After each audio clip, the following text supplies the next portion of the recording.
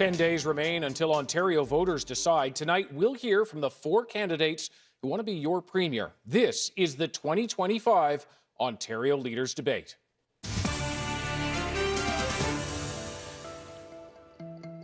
Good evening. Live from the Canadian Broadcasting Centre, I'm David Common, and I'll moderate the debate between these 4 major party leaders. To my right, Green Party leader Mike Schreiner and Progressive Conservative leader Doug Ford. To my left, Liberal leader Bonnie Crombie and NDP leader Marit Stiles. Hello to all of you. Good evening. We've given the leaders time limits tonight, and I'll make sure that they stick to them. They've agreed to the format and the rules, but they do not know the questions in advance. Their speaking order has been determined by a draw. And so let's get right into it. Our first question is on the issue of leadership. You each have 1 minute. I will turn to Doug Ford first. What makes you the right leader to respond to the tariff threat? Well, this election, folks, is all about leadership. It's who do you believe is going to protect your family, protect your businesses, protect jobs, and protect your community. It's about who you believe is going to protect Ontario. We've seen what President Trump's tariffs will do, and we're going to see what President Trump is going to be like for the next 4 years. If these tariffs go through, no matter if it's next month, next year, I can tell you one thing, they'll devastate the economy. But I can promise you, we will get through it. We'll get through it together. We'll be more united than ever before because we already have a base on our economy. We have a strong base. We're going to expand our economy, diversify our trade, bring companies in from all over the world, just like we've done for 7 years. Over $70 billion of investment have come to Ontario, 850,000 jobs. And I can tell you, I will fight like I've never fought before to protect the people of Ontario. All right, Doug Ford, that is your time. We'll turn to Marit Stiles. What makes you the right leader to respond to the tariff threat? Well, thank you, and hello, everyone. Bonjour tout le monde. I'm Marit Stiles, and my promise to you, first of all, is as Premier, I'm going to be on your side, fighting rising costs. When I moved to Ontario more than 30 years ago, where I grew up in Newfoundland, Ontario was a place of opportunity, but not today. After 7 years of Doug Ford and the Conservatives, the cost of everything is through the roof. There's been bad deals, waste, and of course, lots of promises, but nothing really delivered. As we face this big threat from Donald Trump, something we've never faced quite to this extent before, Doug Ford quit his job. Well, I'm applying for that job. And my promise to you is this: we're going to fight the rising costs. We're going to hire doctors and fix the healthcare crisis. We're going to build the affordable housing that people need. And we are going to make sure we protect and defend every job in every industry. That's my commitment to you. Marit Stiles, thank you very much. Bonnie Crombie, same question to you. What makes you the right leader to deal with the tariff threat? Thank you, David, and honored to be here tonight. So for me, leadership is about vision. It's also about priorities. And it's also about having integrity. It's about stepping up when you need to see something done. My mother always told me, Bonnie, if you don't like what you see, then change it. So that's why I'm here tonight running to be your premier. When I look around Ontario today, I can't recognize it. After 7 years, 2.5 million people don't have a family doctor. People can't pay their groceries and their rent in the same month. 1 million people are using a food bank. That's Ontario today, very sadly, and we need to change it. And we need a leader who will not only protect jobs, but a leader who will get you a family doctor. And that's what Ontario Liberals will do. We'll get the basics right. I'll ensure you have a family doctor. I'm the only one on this platform that will cut your taxes. We're going to cut income taxes. We're going to take the HST off home heating and build homes that are affordable. That's what you get when you vote Ontario Liberals. All right, Bonnie Crombie, that is time. I'll turn now to Mike Schreiner. Again, the question is about the tariff threat. What makes you the right leader to deal with that? Good evening, everyone, and thank you, David, for the question. For me, leadership is about putting people before self. I would not abandon my job at a time when we should be coming together to show strength through unity to push back against these tariff threats. As someone who grew up in a rural community, I know what it feels like to have a government abandon your community. It's just not fair in Ontario right now that we have a government wasting $2.2 billion on a spa in downtown Toronto, or tens of billions on a tunnel under the 401, or millions ripping up bike lanes in Toronto when so many people across this province are looking just how do I afford a home or find a doctor or not have my rural hospital closed. Mr. Ford is handing out $200 checks to millionaires and billionaires at a time when we need to be investing in helping people afford homes, fix health care, and make life more affordable for the people of this province. That's the kind of leadership I would bring. All right, Mike Schreiner, thank you very much. Many serious subjects on our agenda tonight, but we also want to help you, the voter, understand the person behind the politician. So we have some quick personal questions. I'll just ask the candidates 30 seconds each to those leaders. I'll start with Bonnie Crombie. What was your first job? And what did it teach you? Oh, great. So I got a job when I was 14. I lied about my age. I was a cashier at Woolco, and I did a lot of retail at the mall and jean shops. And then I worked in a home decor store for many years. So I always had a part-time job. I wanted to contribute to the family income, and I wanted to be able to, pay for my own expenses. I think it's so important that our young people, if they can find a job today, go out and work and contribute. Bonnie Crombie, I'll turn to Marit Stiles. Your first job, what it taught you? Well, let me see. First job, babysitting, but I'll go to the second job, which was I was a swimming instructor when I was from the time I was about 15 onward, and I worked every summer doing that and on the weekends, and mostly I taught little kids, really, really little kids. I learned that parents can have really strong opinions about their kids and how they should be learning swimming lessons. I learned the responsibility of taking care of others, and I got to bring home money to my family, which was welcome and helped to contribute to going to university. All right, Marit Stiles, thanks very much. I'll turn to Doug Ford. Your first job and what it taught you. Well, my very, very first job was when I was in grade 2, delivering the Globe and Mail newspaper in the freezing cold weather at 5 in the morning. But let's say the real job, when I was about 16 years old, I went over to Canada Packers on St. Clair, worked there for 4 years. I'll never forget, I made $12.49 an hour, and back then that was big money. I brought home a paycheck, I remember $310, because you're only allowed to work 24 hours, but man, did we work. We slugged that beef day in, day out, and loaded up these 40-foot trailers, but it was one of the great jobs when you're a teenager. Doug Ford, thank you. Mike Schreiner, your first job, what it taught you. Yeah, I grew up on a farm, and my first job was feeding cattle, driving a tractor, and driving a combine, probably at an age that my parents would admit was far too young. But they didn't pay me for that, because that was my contribution to the family farm. So my first job was actually my father loaned me the money to buy a lawnmower. And I went out and mowed people's yards and brought some money home for myself. And I learned how to be an entrepreneur. And I've been an entrepreneur most of my life, and I'm really proud of what I learned as a kid from my parents. All right, Mike Schreiner, thank you. Our upcoming topics do have some ground rules, and that is to say that if one of the leaders here makes a claim about one of their opponents or another party or their government or a previous party leader in their answer, we're going to give that other person extra uninterrupted time to respond. So this means we sort of encourage you to talk about your plan. And with that, we turn to a very important topic, healthcare. You have 1 minute each. Bonnie Crombie, the first question to you. 2.5 million people in this province do not have a family doctor. We see the strain on emergency rooms. You all have different proposals for a fix. What timeline? When can people expect to have a dedicated primary care? Yeah. Within 4 years, David, is the answer. So I talk to people across the province, and they tell me they're afraid to get sick. They're really worried that the worst thing that can happen to them is to have to need a family doctor because they know they might not have one available. That's not the kind of Ontario that I believe in, the kind where 2.5 million people don't have a family doctor, 11,000 are waiting for surgery or care or treatment, or people in the north have to drive 4 or 5 hours to see their family doctor. And that's because Doug Ford doesn't believe in our public health care system. One of the things that make us so proud to be Canadian.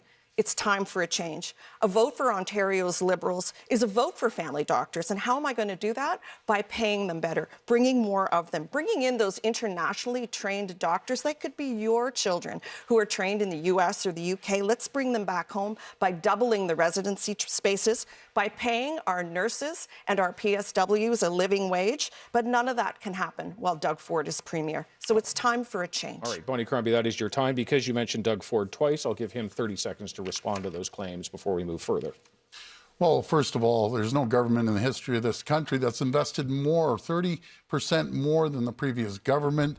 That's over $30 billion And we ended up going out there, attracting 15,000 new doctors, 100,000 new nurses, 30,000 nursing students in colleges and universities. But I can tell you one thing, you can't do it without a strong economy. The foundation of our healthcare is a strong economy, and unfortunately, all three of them fail in our economy. All right, Doug Ford, I'll come back to you. Mike Schreiner, the question, of course, is how soon under your plan will people out there have dedicated primary care? Within a four-year mandate, David. It's not fair in Ontario right now that 2.5 million people don't have access to a family doctor. Rural hospitals are closing their services, and we have 30,000 young people on a wait list to access mental health services. I was in Chesley, Ontario, and I met a man who said, thankfully, this local hospital saved my life. But if I have a stroke today, in the evening or the weekend, it won't save my life because it's only open from 7 a.m. to 5 p.m. That's what happens when you underinvest in healthcare. And that's exactly why the Ontario Greens have a plan to make sure everyone has a family doctor, primary healthcare provider, stop the privatization of healthcare, invest in rural hospitals, and ensure that the people who provide care for us, nurses and frontline healthcare workers, are paid a fair wage. And we will also expand mental health services because mental health is health. Mike Schreiner, thanks very much. We'll turn to Marit Stiles on the question, when under your plan will people out there who don't have a family doctor right now have one? Right. Thanks for the question. And the quick answer to that is our healthcare guarantee, which is that everybody will have one within 4 years. Having said that, my pledge is also that within the first 100 days, we're going to remove the paperwork and the administrative burden from the desks of our family doctors. Look, family doctors that I talk to, what they want to do is see patients, and they're overwhelmed with that paperwork, that burden. So we're going to make sure we get that off their desks by providing additional support, connecting them to family health teams. And I'd say this as well to folks watching out there. 10,000 people in Sault Ste. Marie lost their doctors overnight, not that long ago. We have emergency rooms closed. An average wait time in an emergency room in Hamilton is 22 hours. Let that sink in, right? We cannot afford to continue on the road that we're on. So I'm also going to recruit and train and make life better for nurses so that we can keep them in our hospitals, treat them with respect, not take them to court or freeze their wages. All right, Marit Stiles, I'll turn to Doug Ford on the core question, how soon under your plan will everyone have a dedicated primary care provider? Well, what I said earlier, we've invested over 30% more than the previous government, and that's over $30 billion. What we've done, and I don't care about political stripes, as you know, I'll work with anyone. We brought on Dr. Jane Philpott, former Liberal health minister, and we're spending over $1.8 billion to connect every single person. We're leading the country right now at 90% of people connected to primary care, but that's not good enough. We're going to hit 100% with the help of Dr. Jane Philpott, well-renowned right across the country. But we've also built, as I said, over 50 new hospital sites or additions, $50 billion. And we're going to continue to invest into the doctors, over 15,000 people, over 3,500 new beds, and another 3,000 on top of that. But you can't do this without the foundation, and that's the economy. And each of them fail on the economy. It's very simple. All right, that is time. Doug Ford, thank you very much. We're going to turn now to our first debate where anyone can jump in if you want to talk about what anyone else has said. I will step in if it turns into everyone just speaking over each other. And of course, we reserve the right, don't want to, but we reserve the right to mute microphones if the audience just can't understand what's being said here. Our subject continues to be healthcare. I'll turn to Mike Schreiner. And the question is a family doctor for everyone realistic and affordable? It absolutely is, but it won't be if Ontario continues to be dead last in per capita healthcare spending in the entire country. It would take an additional $12 billion just to get us up to the average. That's why you have rural hospitals closing their services. That's why 2.5 million people don't have a doctor. We need to make the investments that the Ford government has failed to I make. would just say this, in answer to your question, David, we cannot afford not to get this right. We cannot afford not to have family doctors for everyone. It's essential and it's crucial. But let's be clear, the healthcare crisis that we are in right now, the hallway healthcare crisis was invented by the previous Liberal government. But Doug Ford and his government have poured gasoline all over it. We have a crisis in our province right now. He can talk about how much he's spent on healthcare, but the reality is, talk to any Ontarian about the state of our healthcare crisis right now. It's terrible. We cannot afford not to invest in healthcare right now and make sure people have family doctors, but also nurses in our hospitals right now. Respected. By your own admission, Doug, you put $1.8 billion into your plan for healthcare. You put more into the spa at Ontario Place at $2.1 billion. Yeah, you might build hospitals, but you're not recruiting doctors, you're not recruiting nurses, and you're not giving them the operating costs. I'd like you to look into the camera, and I'd like you to tell the people at home who lost loved ones while they were on the wait list what you did over the past 7 years to fix our healthcare system, because it's broken. We're in crisis, and you're bragging about what you've done. It's been an abysmal failure. Doug Ford? Well, Bonnie, what I will tell you, there's a reason why Dr. Jane Philpott, a liberal minister, comes to our team. It's very simple, because she sees the vision. She sees that we're building healthcare. She sees that, again, backlog surgeries. You know something? We have less backlog surgeries per capita than anyone in the entire country. We've bought over 49 MRI machines to spread out across the entire province. 11,000 people waited. 11,000 people died waiting for one of those scans. Said he would you know something? We will never. It's gotten twice as worse. We will Why never. are you still in Can I office? jump Can in you for one explain to second? people? We got 10 why seconds. We'll I use would a just credit say this, card. Doug. We'll use your OHIP card. That's what we're going to do. Private in healthcare. medicine, that's And what we're you gonna want to take us to. continue Private moving medicine, forward. Doug. That's what we're Okay, going to do. with that, we've run out of time in this segment. We're going to continue with another important subject, and that is the cost of living. Once again, you have 1 minute to answer. Mike Schreiner, I'll start with you this time. Groceries, rent, and mortgage payments have all gone up for many people, and yet also for many people, salaries have not kept up. What will you do to help ease what is for many people a daily struggle? Yeah, times are tough right now. I hear it every day. And unfortunately, in Ontario right now, the rich insiders are getting richer. Right. And the rest of us are just struggling to get by. Rent. Nobody on a full-time minimum wage can afford rent anywhere in Ontario. Food bank use is at an all-time high, up 78% just in the last 2 years. And it's not fair that Mr. Ford has handed out $200 checks to millionaires and billionaires like Galen Weston, the guy gouging you at the grocery store, when so many people can't afford to even pay for groceries. That's why the Ontario Greens are saying we will lower taxes for low and middle income earners, saving them $1,700 a year and asking the wealthiest to pay a bit more. We'll end gouging at the grocery stores, and we'll actually start building rental homes that you can afford. Okay, because you've mentioned Doug Ford's name, he has an opportunity for 30 seconds to respond. Well, you know, Mike and the other two folks on the stage, this is where we fundamentally disagree. See, Mike looks at that as that $200, and so do my other two colleagues. It's their money. That's what they believe. It is the government's money. Well, let me tell you, folks, it's your money. That's what you paid into. And when we saw more revenue come up to the coffers, we believe that it goes back to the people to stimulate the economy, to go out and you might be able to do something you might otherwise not be able to do. We believe in giving back taxes. All right, that is time. You guys believe in keep charging taxes. Doug Ford, thank you very much. I'll turn to Marit Stiles on the original question. What will you do to help alleviate the cost of living? Well, first of all, you mentioned rent. Rent in Ontario is up 38%, right? Let that sink in. 38% across the province on average since 2018. That's amazing. And it's not just in cities like Toronto, it's in every community across this province. We are seeing that.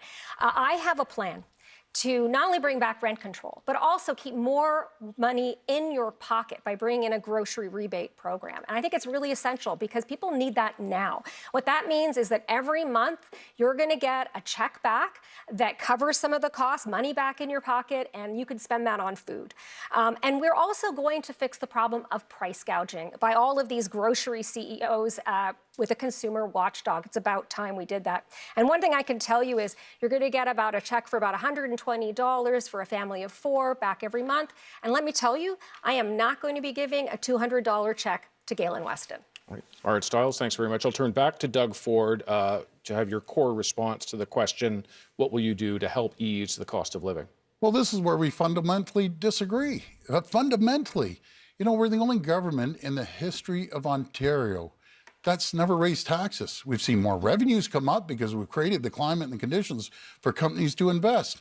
Now, these three, they'd bring back the gas tax, and I know they've admitted it, that they're going to bring it back. They'd bring back the one fare that saves people $1,800. They'd bring back the tolls on the 412 and 418.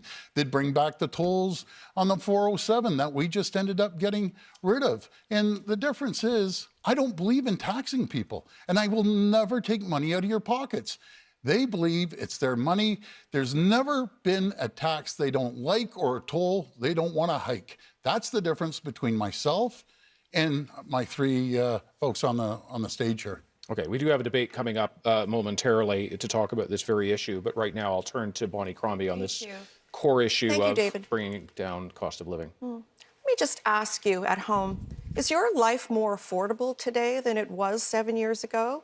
I bet the answer to that is no, because I hear from people everywhere I go. They can't afford to even buy their groceries and pay their rent in the same month. And it's a really cold February, and they're using a lot of money paying for heating bills.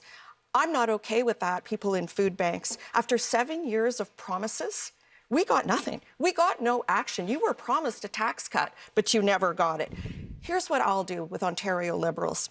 I'm going to cut your taxes. Yes, your income tax, and you'll pay 22% less on the first $75,000. I'll also take the HST off your home heating and your hydro bills, and I will build homes that are more affordable because we're going to take off those hidden taxes. And there will be no tax on carbon. You can take my word for it. We will double the ODSP for people living with disabilities. We'll also phase in rent controls, and we're going to look at auto insurance premiums because they're out of check. Bonnie Crombie, thanks very much. I'll turn to Margaret Stiles as we turn to the open debate portion of this. And I'll kick things off just with a question. Do you believe a tax cut is the best way to make people's lives more affordable?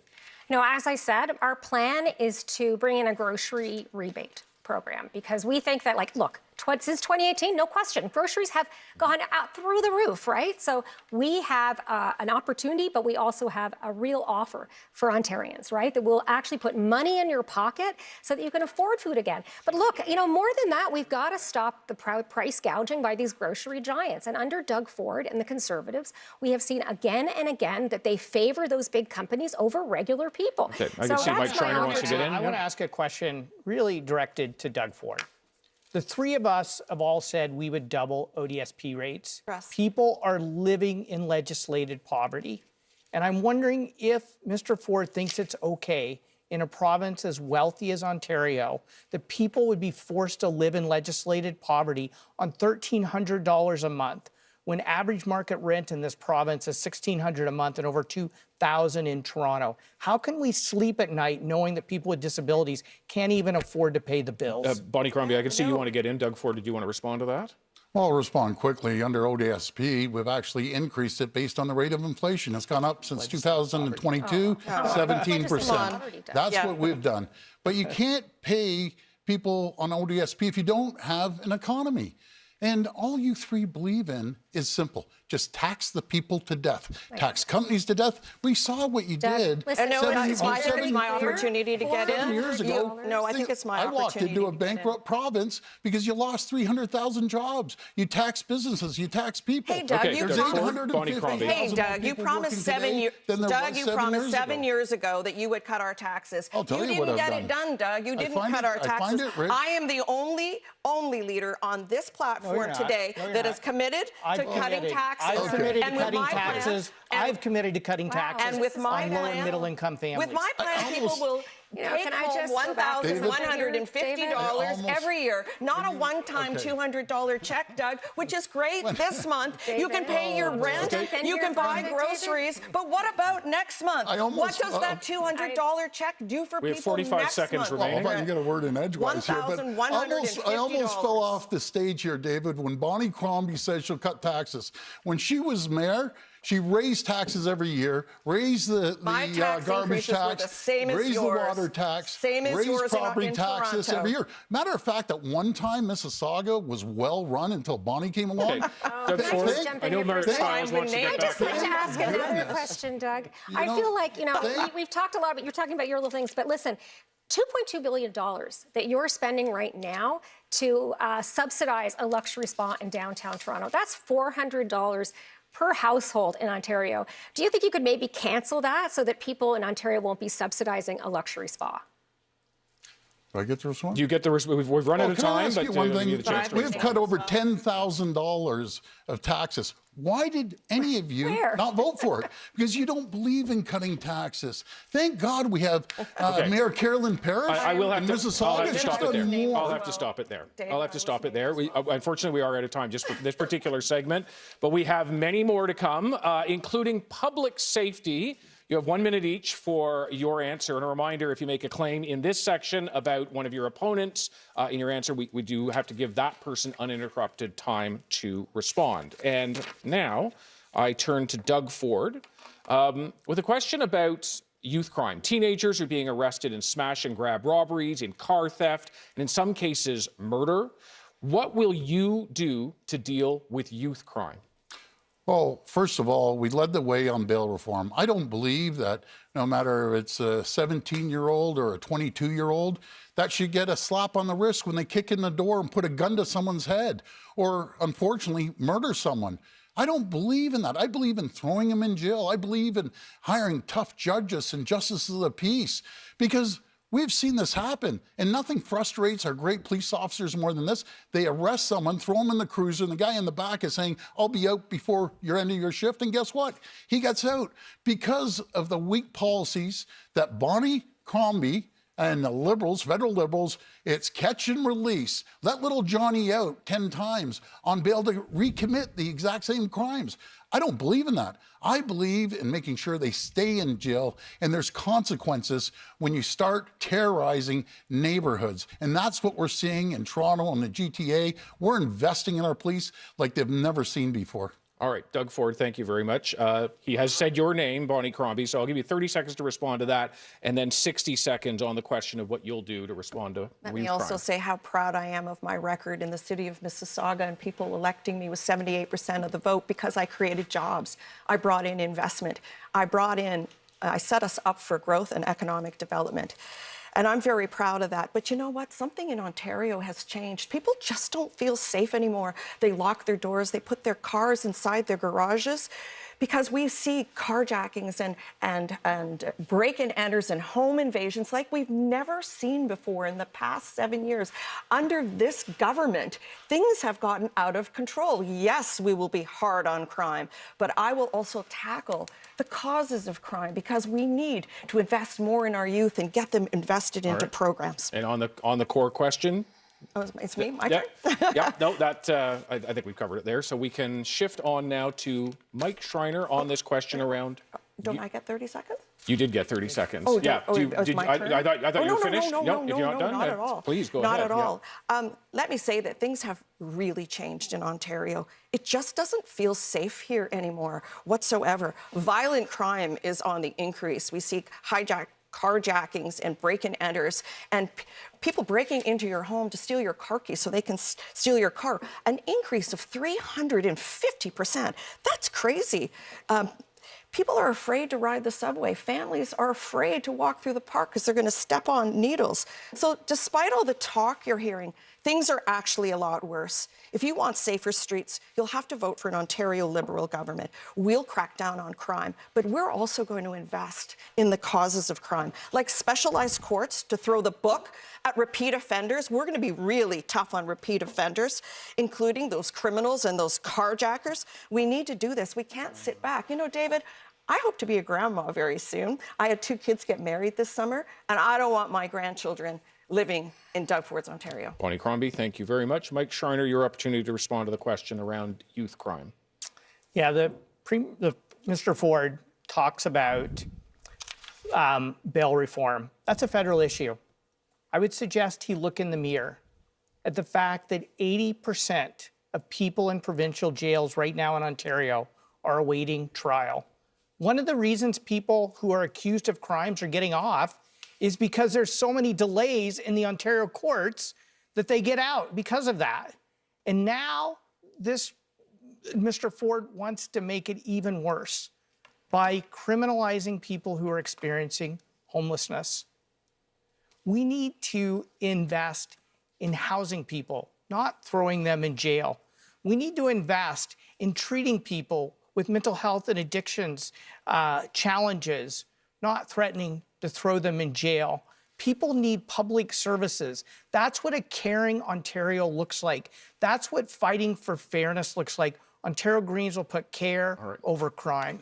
That is time. I will turn to Doug Ford because his record has been challenged on 2 occasions. I'll give you 30 seconds. Well, thank you so much. As the Liberals were closing jails, we're building jails.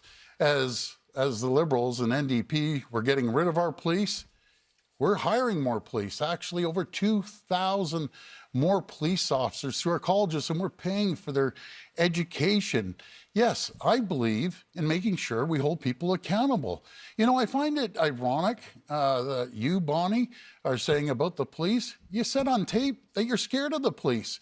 And as for you, Merritt, your own members want to defund the police. All right. Like, who wants to defund the police except the NDP? And that Only is- your group. Do we get That is 30 time. seconds again? 30 Not in this seconds? response. It's, Okay. it's tricky keeping it all straightened out. But Marit Stiles, this is your opportunity to respond to, what was our original question? Youth crime. Youth crime. Yeah, thank you for that, David. And I will start talking to youth and about youth because that was the question. And look, I mean, really, if we want to address a rise in youth crime, we need to invest in our schools, make sure they are full of caring, qualified adults to teach and provide lots of youth programs and community support. But look, I mean, there's no question. We know this, that everyone deserves to feel safe. And a lot of people are seeing a rise in theft, like auto theft in our communities. People are worried for their safety. I know, I hear it a lot. On this issue, my priority is always going to be taking care of people.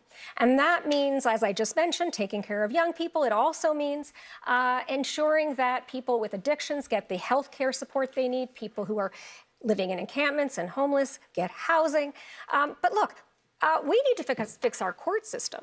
And right now, it is so backlogged that it means that dangerous people are falling through the cracks, and many others who deserve their day in court aren't getting it. We need to fix that, and that's an issue that the provincial government can address right now. And that is time.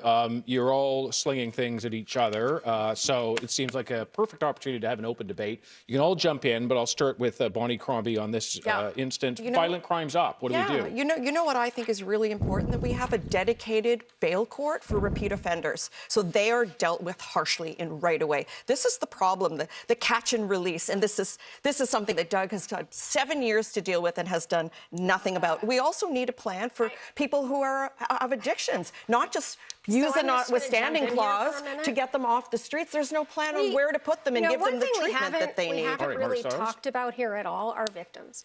And, you know, as I was saying in my response earlier, what we're seeing right now is because of the backlog in our courts, we're seeing the dangerous folks get out.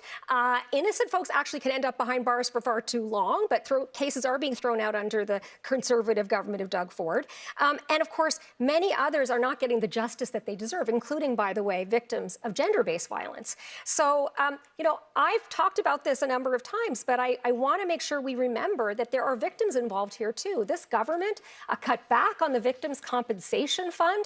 They have failed to declare intimate partner violence an epidemic. And again, you know, he always wants to talk about throwing people in jail.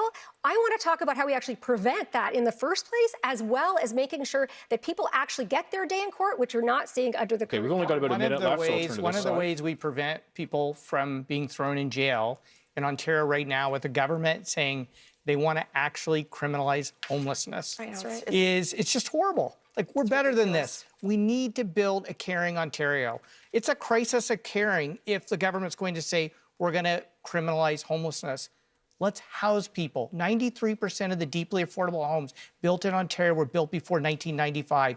3 decades of underinvestment. That's why we have 81,000 people experiencing really need homelessness. are some I do of want to give our- Doug Government Ford an has opportunity said to get in no here. to solving that, and now they say they want to criminalize homelessness. Come on, we're Doug better Ford? than this. Well, we've invested into our police like no other. $75 million into guns and gangs. We're buying more helicopters. We're getting more boots on the ground.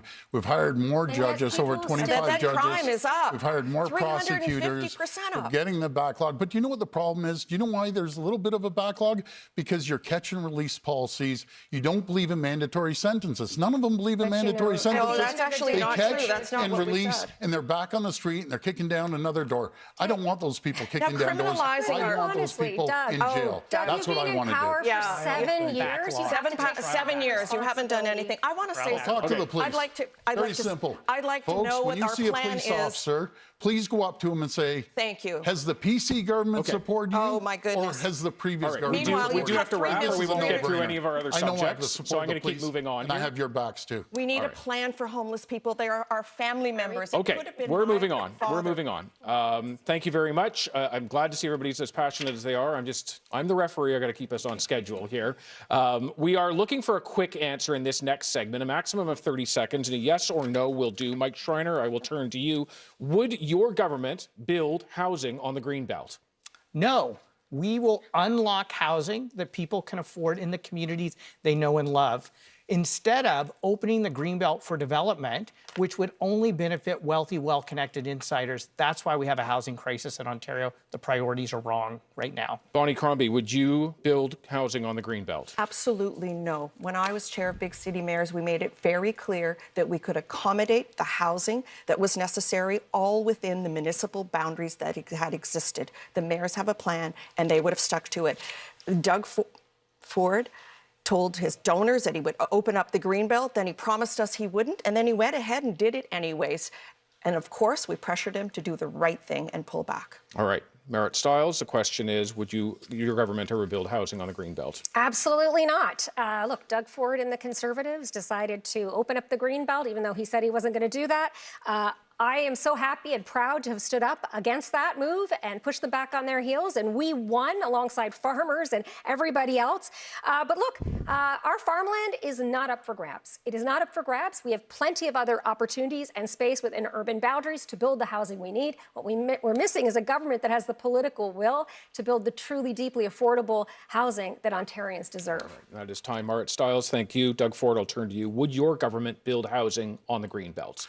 No, and I think it was pretty clear. I said I was, then I wasn't, and I went ahead and did it. But in saying that, let's give him an opportunity to respond. Something, I apologize to the people. Unlike any of you, when you do something, you don't want to apologize. I apologize to the people. We're moving forward. We're building homes. I find it very rich that Bonnie Crombie say she builds homes.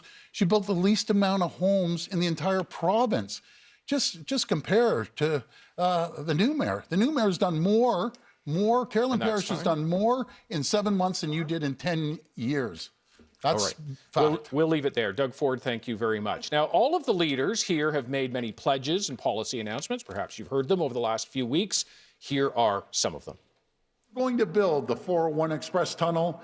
It will be the largest tunnel in the entire world. Well, first of all, we would cancel Doug Ford's $2.2 billion subsidy to a foreign-owned mega spa. The Ontario NDP will end encampments by supporting people and helping them find a home to live in. We have a plan that will cut personal income taxes, that will cut small business taxes, and that will eliminate the HST off home heating and hydro.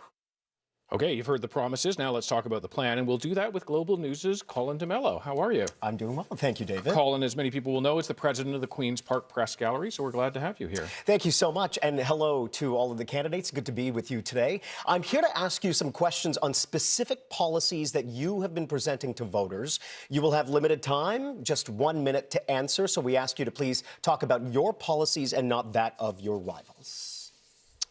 After each answer, another one of you will have the opportunity to ask a follow-up question and then debate back and forth. We've randomly selected who will be asking that follow-up. We will begin with Progressive Conservative leader Doug Ford. You have promised to build a tunnel under Highway 401, but you have not done a feasibility study or said what it will cost. Why should taxpayers give you a blank check? Well, we know all 400 series highways are going to be maxed out in 10 years.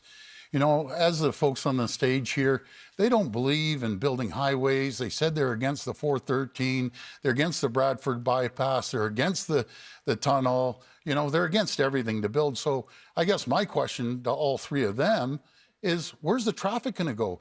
You know, Mike, you say, let's put it on the 407. What are you going to do in 10 years when it's maxed out? You say, put the trucks on there. Talk to the Trucking Association. They don't want it. We're going to invest in transportation. And the only way we can invest in transportation is by having a strong economy. And all three of you have failed the economy. You don't believe in creating new jobs, because to create new jobs, you have to have tax incentives. You have to put money back into the businesses' pockets to invest in their people, into their technology, into infrastructure, and put money back into people's pockets. That's the difference, fundamental difference between myself creating jobs and them chasing 300,000 jobs out of our province. And that is time. Doug Ford, thank you very much. This is where Colin and I get to pass off the who gets to ask a question. And Bonnie Crombie, you now have the power to ask a follow-up question of Doug Ford. Thank you, Doug. Doug, I have one question for you and one question only. After 7 years of lies, why should anyone trust a word you say?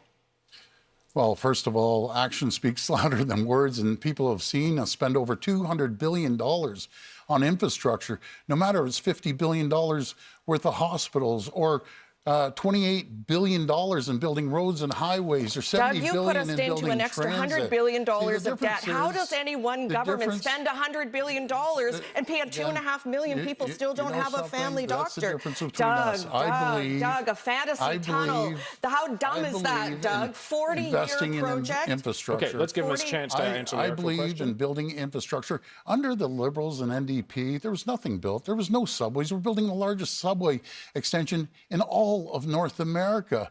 We're building highways and roads and bridges because we know one thing. There's $56 billion that's costing our economy every single year. Doug, this tunnel, Bonnie Crombie an opportunity to respond. And we're going to get people this tunnel is a fantasy. This is a fantasy project. So is our subway, it is a 40-year project. It won't be built in my lifetime. It will not alleviate any congestion. It will bankrupt the province at $150 billion. There are alternatives. Why don't you invest in the alternatives? Why don't you invest more in public transit? There's an alternative highway parallel. The 427 could be leveraged. Truck-only lanes on the 407. Doug, this is a fantasy that would bankrupt our province. No one believes you. You make other promises, and you don't get it done, Doug. That marks time for us. I'll turn back to Colin now. Thank you very much. Our next question is to Green Party leader Mike Schreiner. So you have promised to scrap the current plans to redevelop Ontario Place. What would you propose to do with that land instead? Well, first of all, I think it is a huge mistake and an insult to the people of Ontario that the government is subsidizing a foreign-owned spa at the tune of $2.2 billion, privatizing public space. Ontario Place is for the people of Ontario. It's public space that should be publicly available, and unfortunately, the current government has torn down all the trees, and now they want to subsidize it. Imagine what an insult it is and how unfair it is to people across the province saying, I can't afford a home. Hospitals are closing in my community. We can't get access to a family doctor. And this government is subsidizing a foreign-owned spa at the tune of $2.2 billion. That is not what the people of Ontario want. They deserve better. They deserve fairness. That's exactly what the Ontario Greens are fighting for. Mike Schreiner, thank you. I'll turn now to Doug Ford. You get a follow-up question. I would ask that you begin it with a question. Well, first of all, you know, we're building a world-class destination. We're going to see over 5 to 6 million people go there. And under the Liberals and NDP and the Greens, they let it deteriorate. It was just, you know, dandelions coming up and everything else. And we're going to build an amphitheater that's going to attract millions of people. Did you we're have going to a- have 50 acres of public realm that you have to be more Did you have a informed, Mike, question, because Mr. you didn't Ford? even Did know you have a that. question for 50 Mike Schreiner? acres. We're going to build a destination, the most popular destination in the entire province. And right. all these And that- people, ironically, they're going to show up. We're going to build a new science center. They're Okay, all showing that up. represents Mark my time words. there. Well, you can. Yeah, absolutely. Yes. Yeah. Was there a question? There was no think there was a question there, question. folks. Let's be clear.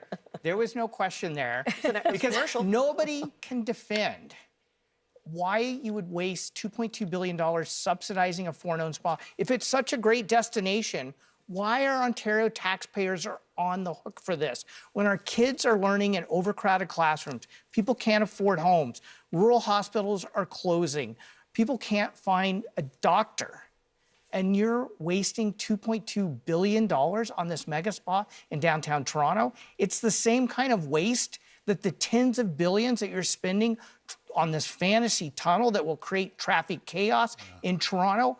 I want to build things, but I want to build things that make sense for the people of Ontario, like homes they can afford. I do want to give Doug Ford an opportunity to respond. Well, first of all, let's address this tunnel, and it's going to be one of the largest tunnels in the world. address it. And I know, I Give understand. Doug Ford a turn. You believe in bike lanes and riding bikes and planting trees. I get it, and you're good at that. So, but the problem is you won't be able to afford the trees because the economy will go down the tube with all three of you. We're going to continue building transit, building infrastructure, getting people from point A to point B, and we're going to Why don't gain we build $56 billion homes on the close to economy where instead people of work? losing the economy. we do that? They're all Why don't great we build talkers, homes but close to none where of them people have work? solutions. All right, and that is time. I'll turn back now to Colin. We have another question for NDP leader Marit Stiles. You have promised to end encampments. It is estimated that more than 80,000 Ontarians were homeless last year. What will your party do to end homelessness? Well, first of all, I mean, the answer to homelessness is building homes. So the first thing that we announced as part of our big platform was Homes Ontario, which is where we get the government back in the business of finally building affordable, permanently affordable housing again. And you know, we had programs like that up until the mid-90s when the Liberals in Ottawa and here, the Conservatives here in Ontario canceled all of that. We'd be way ahead right now if we still had those programs, but we don't because they canceled it. We need to get back in the business of building those permanently affordable homes. And really crucial in all of that is 60,000, so the 1.5 million homes, but 60,000 of those are supportive housing. And that's really important for a lot of the folks that we're talking about in our encampments right now. And let's be clear, there are encampments, there are homeless tent encampments in every corner of this province, in every community under this premier and his government. So we have to build supportive housing with wraparound support for people. All right. And with that, we'll turn to Mike Schreiner with a follow-up question, please. Yeah, I certainly support Ms. Stiles' plan to end encampments. We actually have to get back to building deeply affordable homes in this province. 93% were built before 1995. The question I have for you, though, is do we need to create a whole other government bureaucracy to do that? I've talked to nonprofit and co-op builders who have said, why don't you just flow money to us and we'll get it built? That would be more efficient and effective to achieve our shared I'm objective. happy to respond to that, Mike, and thank you for your support. Look, every other province except Ontario has an organization that manages this and that coordinates it, and that's what we will need. And that means absolutely working with builders, working with nonprofits, working with municipalities. And I'll say this, our plan is built on the premise as well that we are going to provide a strong provincial partner. We're going to offer up provincial land where we can, right, to make sure we build that housing. But it's that partnership that's crucial. And I know you see it, and people out there see it all the time, that there's community organizations ready to go that want to build this housing, and yet no true provincial partner. So we need to show leadership. And at the provincial level, the NDP is ready to go, right? Again, every other province is doing this. We're not, and we're so far behind. And I would add as well that if we're going to move forward quickly enough, we have to get going right away. I'm going to start this within the first 100 days that we form government.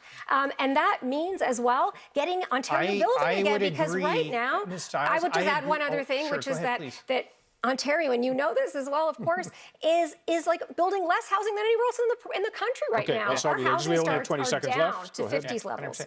I agree with you. We need to get going right away. This is exactly why. Let's not create another bureaucracy to do it. We have a ministry in place. Let's just flow the money to the nonprofits and co-ops and permanent supportive builders so they can get going away. All right, that is time. Fair enough. Mike Turner, thank you very much. Our next question is for Liberal leader Bonnie Crombie. Your party has promised to cut middle-income taxes for middle-income earners, but your plan doesn't actually cut taxes for anyone earning less than $50,000. What will you do to help lower-income Ontarians? Yeah, so that's a great question, and I really thank you for that because people are hurting right now. You know, I'm in the grocery store and I see moms picking up meat and putting it back down and going to the checkout aisle and holding their breath. So I thought, what can we do to make life more affordable for people? Yes, we're going to cut small business taxes, but we're going to cut income taxes for people earning $75,000 or less. And we're going to take the HST off home heating and hydro, and we're going to build homes that are more affordable. But for other folks entirely, we're doubling the ODSP for people who are living with disabilities. I believe in phased-in rent controls over a period of time. And by the way, we're going to look at auto insurance premiums because they're out of control. So overall, my goal is to cut your taxes, to grow the economy, much like I did in Mississauga. And I'm so proud of my record in Mississauga, attracting investment, creating jobs, setting us up for growth, and getting elected by large margins because I think the people of Mississauga had a lot of confidence in what I did to stimulate the economy and build jobs. All right, thank you very much, Bonnie Crombie. Marit Stiles, you get the follow-up question to Bonnie Crombie. Well, I'm going to take a slightly different tact. I heard a few things there that I think the Liberal leader needs to read some of her own policy on this. But, you know, I wanted to go after another thing because what I'm finding increasingly as I go around the province is that people are paying out of pocket for healthcare. For actually things that we, you know, as Canadians believe should be absolutely free. You should be able to access healthcare when and where you need it, not out of pocket. And I was really shocked to see that the Liberal leader, that her party has received $25,000 in donations from private healthcare insiders. Do you have a question? And I'd like to know how she can stand here and say she's going to save healthcare, which, by the way, was created. Holloway Healthcare was created under the previous Liberal government. When she's receiving those kinds of donations from private healthcare providers. Okay, we'll get. Yeah, I think the NDP leader is envious of my fundraising record to date. I will say that the NDP thinks that money grows on trees. You know, you just can't promise everything to everyone all the time. Okay. That's just not a serious plan. It's not a serious plan. When I was the mayor of Mississauga, I had to balance my budget. I never ran a deficit. I did that for the past 10 years. I balanced my books for 10 years, just like people have to do at home. They have to balance their budgets at home. They know that they have to save in bad times. That's the difference between me and you. I think I need to ask this question a little bit more clearly, maybe. You said that you are going to fix the healthcare crisis, that a previous Liberal government, I will argue, started the whole Holloway healthcare crisis, right? You don't take responsibility for that, but you also will not take responsibility for the fact that you have collected $25,000 from private healthcare insiders at a time when we are seeing people literally having to pay out of pocket under Doug Ford's government for healthcare. You know, Ontarians are very clear. They do not want to head in that direction. Certainly, we follow the rules to the T. Absolutely. And I have a plan that will invest $3 billion, not the 1.8 that the Premier is going to do. $3 billion to ensure that everyone in Ontario has a family doctor. That is my pledge. That is time. Colin, thank you very much. Thank you, David. Good to see you. Now, we asked some voters what issues they have not been hearing leaders talk about during the election campaign. Car theft, crime on the streets, the drugs, and the guns. Never used to be like that. The waiting time at the emergency, it's like hours and hours. I'm talking from my own experience. I think they need to talk about healthcare, and I think they need to talk about education so badly. A lot of people are suffering here. Right now there is a situation with the food bank. That shouldn't be happening. This is Canada. Well, for this next segment, Siobhan Morris joins us. She is the Queen's Park Bureau Chief for CTV News. Siobhan, hello. Hello, thank you, David. Hello, candidates. I want to ask you some questions about things that are not in your platform. You'll have 1 minute to give us your position. There is no open debate in this section. We will begin with Marit Stiles. You have vocally criticized the government's closure of supervised drug consumption sites, but you've given no details about how you will respond to the addictions crisis. What is your plan? Well, first of all, look, as I've traveled around the province, without question, addiction and mental health care crisis is rife. It is in every community, in every corner of this province, and it has certainly gotten much worse in the last 7 years. You go to Sudbury, for example, you see that corner with all the white crosses that was built by a woman who lost her son Miles to an overdose. The answer to addiction is healthcare, right? That means that you do not take resources out of communities without actually putting back more and better resources. And that's not what we've seen under Doug Ford and the Conservative government. We saw them take away supports and not replace them. And I like the healthcare hub idea. That came from communities. But it is a drop in the bucket what Doug Ford and the Conservatives are proposing. It will not address the addiction crisis. When somebody needs help, they need it right away, not 2 months later, not a year later. They need it immediately. All right, Marit Stiles, thank you. The next question is for Doug Ford. You promised in 2018 to end hallway health care, but overcrowding in hospitals now is worse than it was then. Why should voters believe that you will fix the problem now? Because we've invested more than any other government. We've invested over $33 billion, over a 30% increase. We're actually building medical schools for the first time in some areas over 100 years. As the Liberals got rid of medical school seats, we're adding hundreds and hundreds. We've registered over 15,000 doctors, 100,000 nurses. And the way we do this, the foundation of healthcare, is very simple. You have a strong economy. That's why we've been able to invest in building more medical schools, having more doctors. We're paying for their tuition, by the way. All doctors, if you stay in primary care, you get your tuition paid for. We're paying for all the nurses right across the province for their education that none of these parties have ever done. Nurse practitioners, we're taking care of them on their education as well. We're doing everything we can to build the system, along with bringing Dr. Jane Philpott in, that will connect every single person to a primary caregiver. All right. Doug Ford, thank you very much. Siobhan. A question now for Mike Schreiner. For 10 years, you've been vowing to get rid of Catholic school boards, merge them with public boards. Your new platform doesn't mention that. Why not? Yeah, because right now, we have a crisis in our public education system. The Ford government has cut per pupil funding for education by $1,500. The priority for people right now is to shore up our public education system. And that means supporting both our public and Catholic boards to hire more teachers, educational assistants, special educators, and just caring adults, social workers, so our students have the supports they need. I think coming out of the disruptions from the pandemic, we need to shore up our public education system. And unfortunately, the current government has failed to do that. Ontario Greens are committed to reversing the $1,500 per student cut. We will invest in clearing the repair backlog, and we will ensure that we can lower class sizes because we would hire caring adults in our schools. All right, Mike Schreiner, thank you. Siobhan. And we turn now to Bonnie Crombie. You have opposed building new highways in the GTA, but you haven't talked really about how you would address the issue of traffic congestion. What is your plan to tackle gridlock? So certainly there are a lot of alternatives, and I will say this government has not acted on any of them. We need to invest more in our public transit systems. Look at the GO train lines. London, town of London, has been promised a GO train line. It wasn't delivered. All-day two-way GO train service on the Milton line. It was promised again. It was never delivered. We're talking about $150 billion fantasy tunnels. Rather than utilizing existing resources like leveraging the 427 or truck-only lanes on the 407, there's a lot more public infrastructure that can be built, public transit that we need to invest in.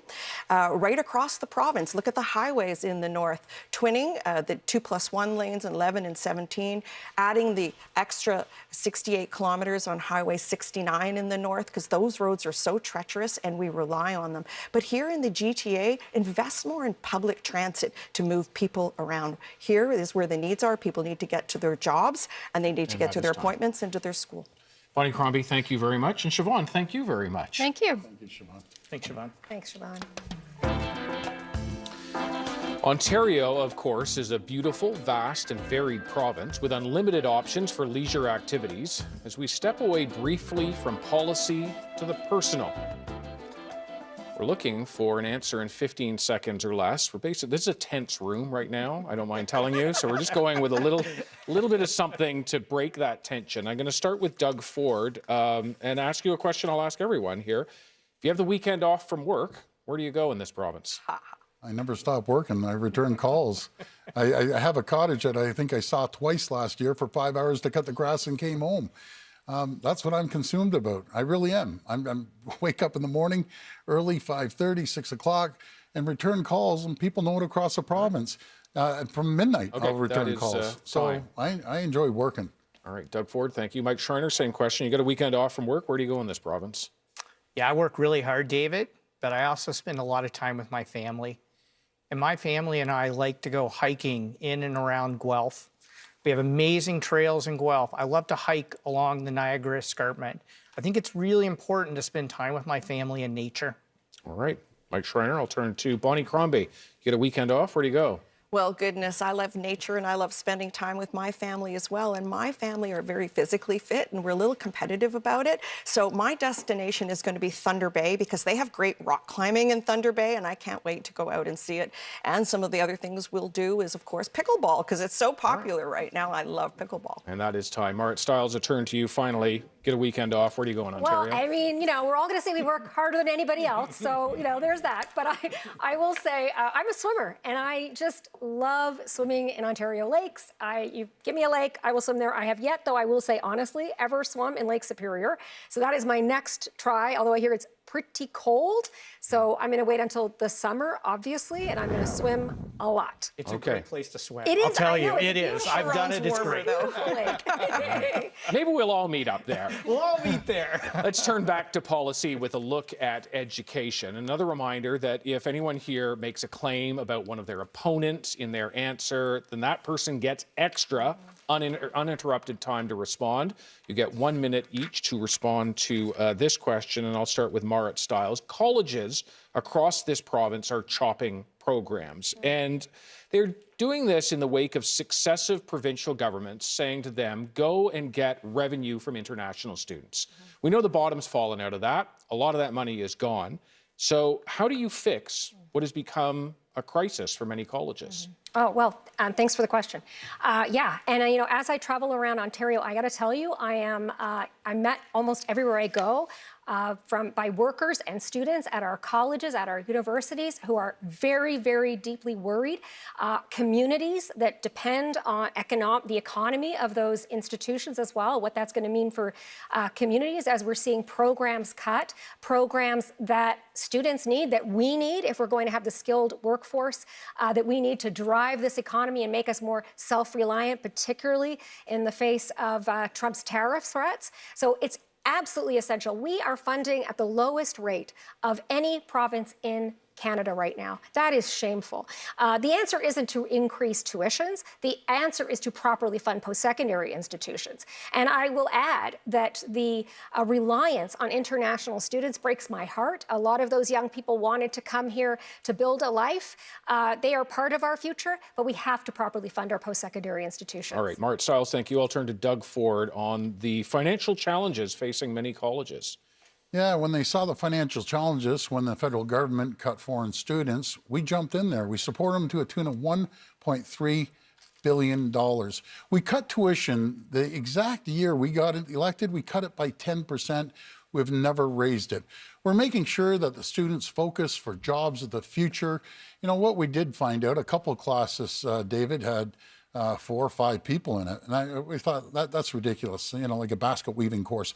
Let's focus on STEM. We graduate more STEM students than anywhere in the entire North America, over 70,000 STEM students, science, technology, engineering, and math.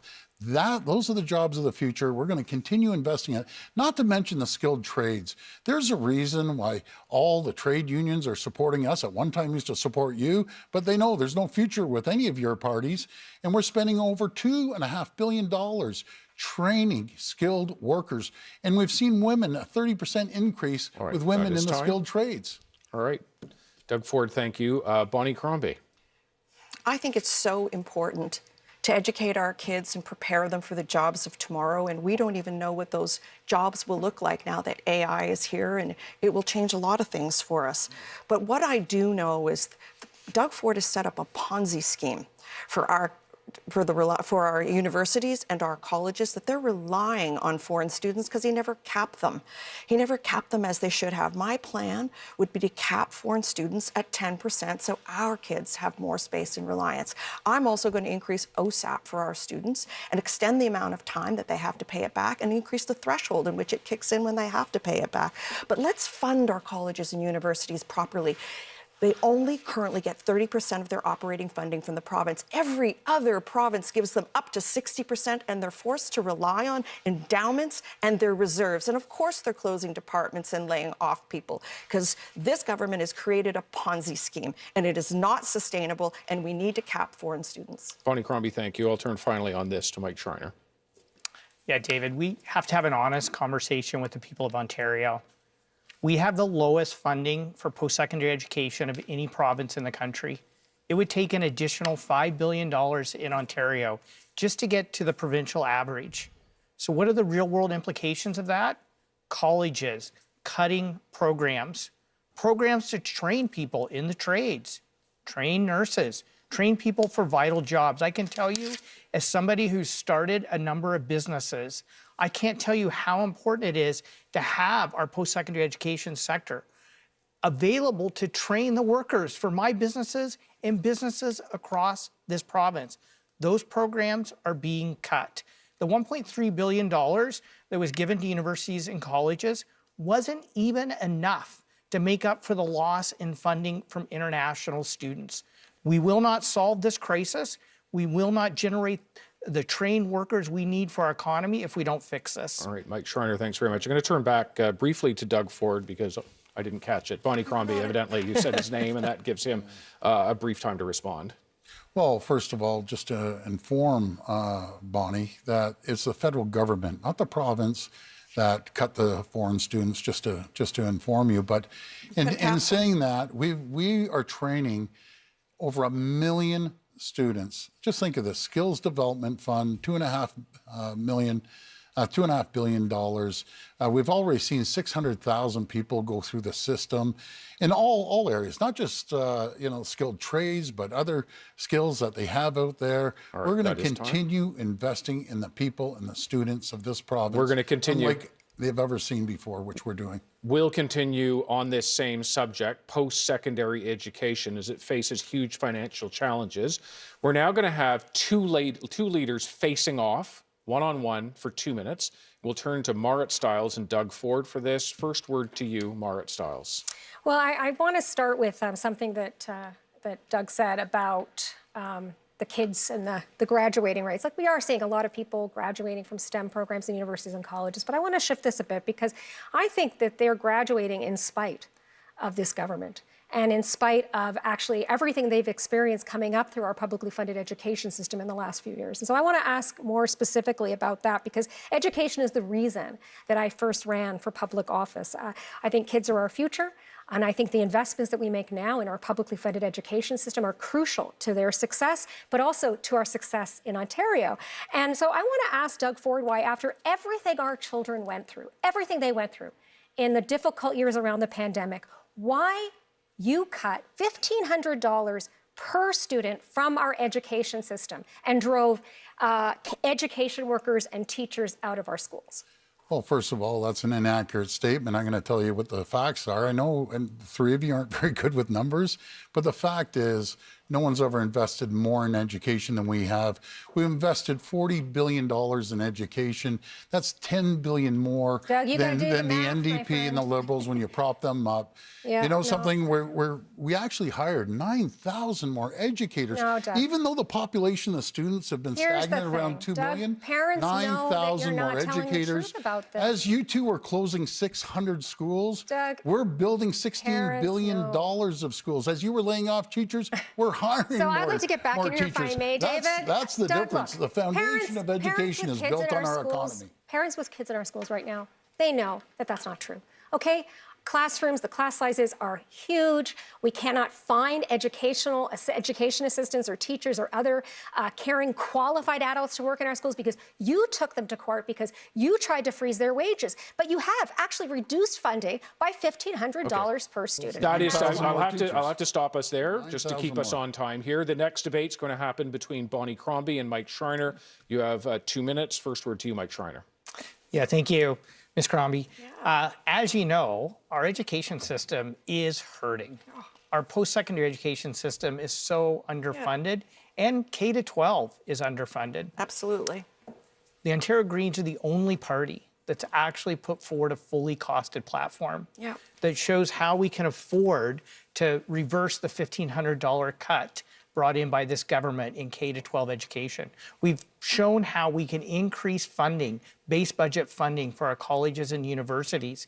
Will the Liberals bring forward a costed platform so people have the transparency they need to make a decision in this election? Thank you for the question, Mike. And yes, absolutely, we will bring in a costed platform. But you know what I also wanted to refer to is the unemployment rate amongst our youth. They come out of their skill training, whether skill training or colleges and universities, and then 17% are unemployed. They can't find jobs. So I'm going to create 40,000 jobs for them through apprenticeship programs and other programs through our companies, and we're going to get them back to work. That is my commitment to our young people, to create 40,000 new jobs to smash that unemployment rate in half. But you're quite right. Even in our elementary schools and our high schools, you know, they're overcrowded and the schools are crumbling.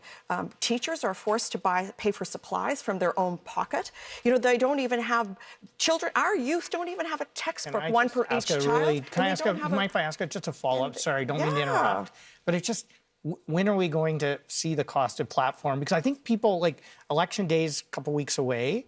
People want to know that when we're all up here making promises, and these promises, they're like a sacred trust with people. I agree. And they want to know how you're going to pay for it. Let's get an answer. Ontario We've got 10 Greens is seconds. going to No, we would that. absolutely have our platform released. And I would think every one of us on this stage should make that commitment, David. Why don't you ask each one of us whether they will release their platforms costed? I'll give you the opportunity to do that because you will have in your closing statements the opportunity to do that. We have a lot of issues facing this province, and trying to narrow them down is a challenge. Housing, absolutely a big one. And so each of you will have 1 minute to answer in these questions. Bonnie Crombie, I'll start with you. Our home is our safe place, it's supposed to be. But for many renters, they face the threat of rent eviction or a landlord saying, I'm going to move in, really just as a way to get them out. On the flip side of the coin, you have many landlords who have tenants who don't pay. And the system takes months to be able to try to get them out. What is your fix for renting in Ontario? Yeah, that's absolutely true. So the fix is to fix the landlord and tenant board, because I hear it from both sides. I hear about the dem evictions and the rent evictions, and I hear from the landlords that they're not collecting rent either. So the system isn't fair.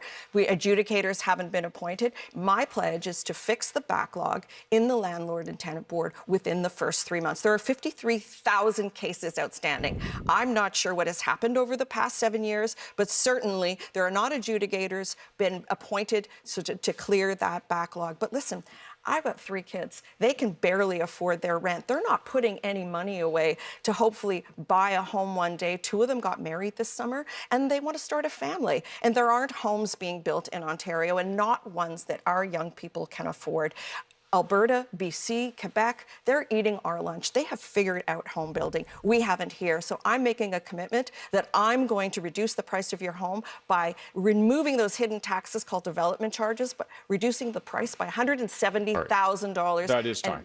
Thank you. Well, we'll have to leave it there. Bonnie Crombie, Doug Ford, I will turn to you. What is your fix for renting in Ontario? Oh, my goodness. When she's saying that she's going to get rid of development charges, all she did is increase taxes in Mississauga.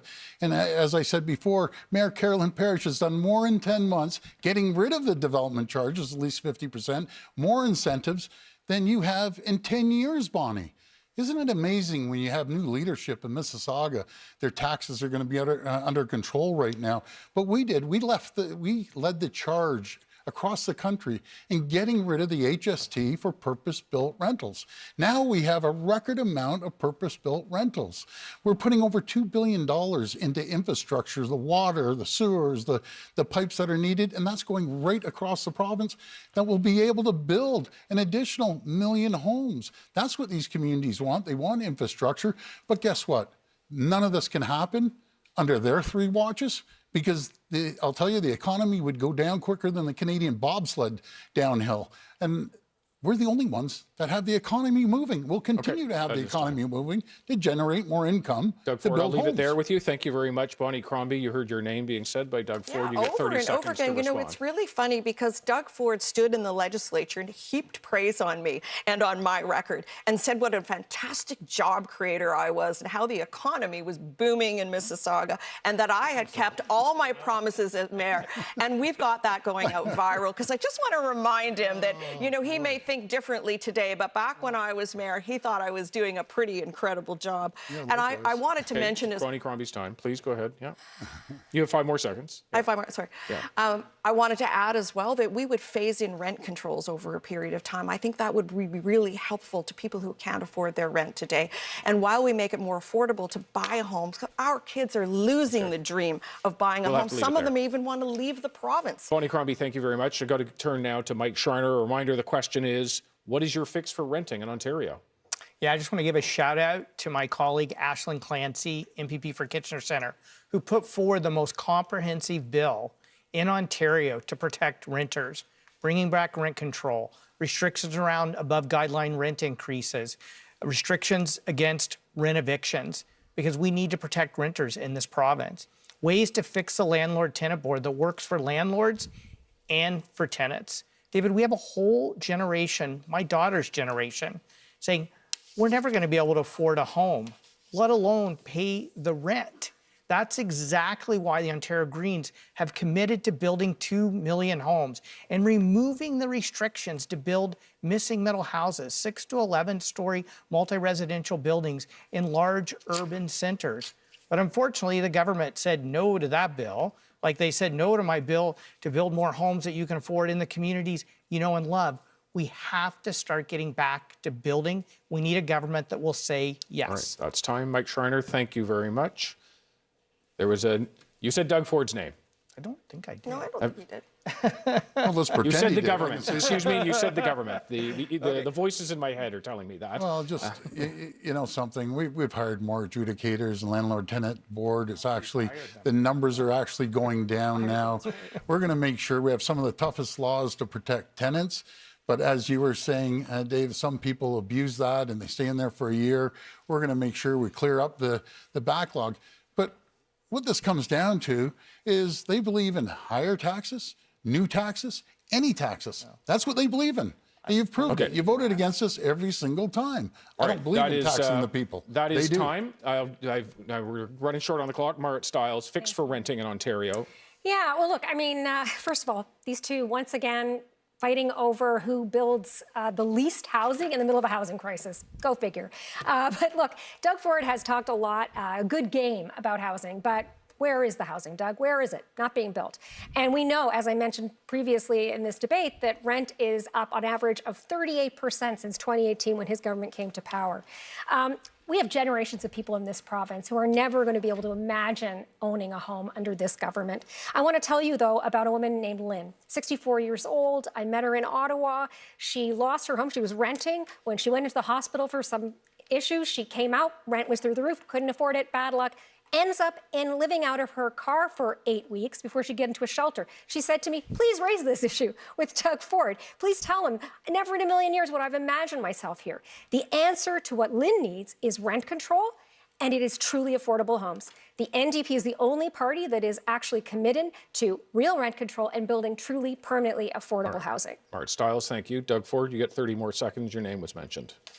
Well, we believe in making sure that we continue building more and more. And you know what it is, Mart? All you have to do is look outside the door. There's more cranes, and I want to do more, believe me, because I understand there's more cranes going up in Toronto, right in your own backyard, than in New York and Chicago, Dallas, San Francisco, Seattle, and a few other cities combined. So they're being built up. But do you know what we need to do? We need to cut the red tape. We need to get rid of the development charges and all the fees, the parks fees, that fees. Okay, and again, time. I just believe in making sure you put money I'll just have to cut you off there because Doug. we're moving It's to not an working. open debate on housing. Doug Ford going to begin here. The rest of you can jump in as you see fit. Plenty of talk about building new homes. The challenge is many developers not really doing all that much building. Doug Ford, how would you change that?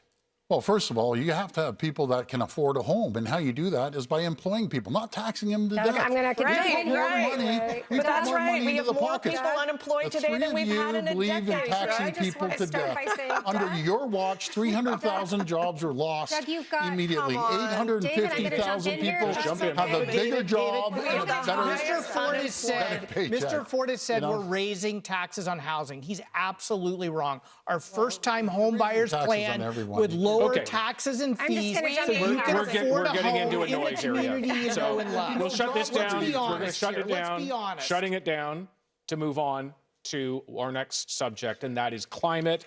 Given the time frame we're up against, we have 30 seconds on that. Mike Schreiner, I start with you. It would appear that the federal carbon tax, as it currently exists, is going to disappear. How do you reduce emissions quickly? Addressing climate starts with protecting the people and places we love in this province. We have to protect Ontario from Mr. Ford's attack on our farmlands, our wetlands, and our greenbelt. We need to ensure that we protect the nature that protects us from these unsafe weather events caused by the burning of fossil fuels. We need to stop the government from ramping up fossil gas plants, which will increase electricity prices and pollution. And we need to stop subsidizing big oil and gas All right, companies. Mike Schreiner, thank you. Mart Stiles. Well, I mean, first of all, yeah, we absolutely have to protect our farmland. You saw under Doug Ford, he wanted to carve up one of the most important carbon sinks that we have in this province, the Greenbelt. And that's what Doug Ford will do. Every time he says one thing in front of the camera and another thing behind closed doors, you can't trust him on this. And with somebody, making some big changes in the South, where we're going to have to step up as a province, I think, in a bigger way to promote climate action. I just want to say thank you to all of those young people who are fighting so hard for climate action in the province of Ontario. Okay, that today. is time. I'll turn to Doug Ford. Do you know what killed more jobs than anything? Is the carbon tax. The queen of the carbon tax, Bonnie Crombie, she believes in the carbon tax. And my other two colleagues here, they love the carbon tax. And it just doesn't cut it.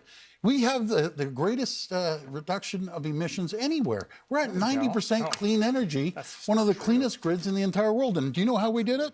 We invested. We invested with Dofasco and Algoma, putting electric arc furnaces in. That's like taking 2 million cars off the road. We're building the Ontario line. That's taking 28,000 cars off the road. Okay, I'll have to jump in on you, Doug Ford and Bonnie Crombie. Unfortunately, Doug, you don't get the plight of real people because you were raised privileged with a silver spoon in your mouth. You didn't have to work for anything.